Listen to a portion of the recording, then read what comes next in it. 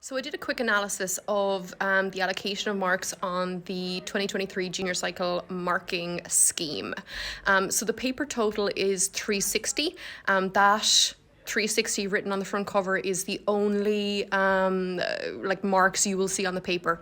The marks for individual questions will not be on the paper, okay?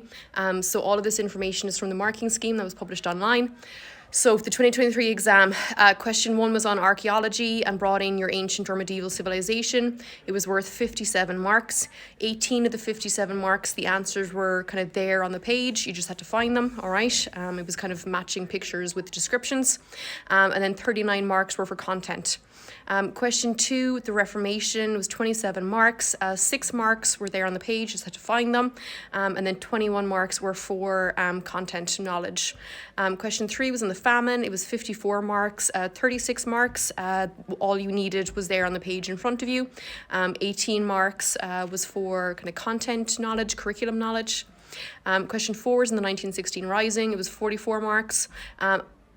14 of the 44 marks, the answers were there on the page, and then 30 marks were for kind of curriculum content knowledge. Question 5 was on World War I or World War II, was worth 52 marks. All 52 marks were based on curriculum content. Question 6 was on the Holocaust, it was worth 42 marks. 15 of the 42, the answers were there, you just had to find them, and then 27 were for content.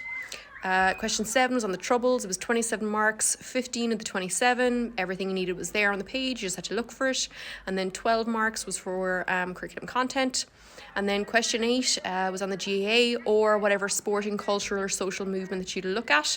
And it also brought in kind of historical concepts. So this was worth a total of 57 marks. 36 of the 57, everything you needed was on the page.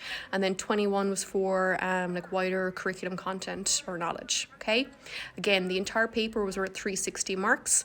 140 of the 360 marks, the answers, everything you needed to get those answers was on the page. So this works out as 39% of the total exam. Everything you needed was on the page in front of you. This is down from last year's 45%. And then 220 marks was for kind of wider curriculum content and knowledge.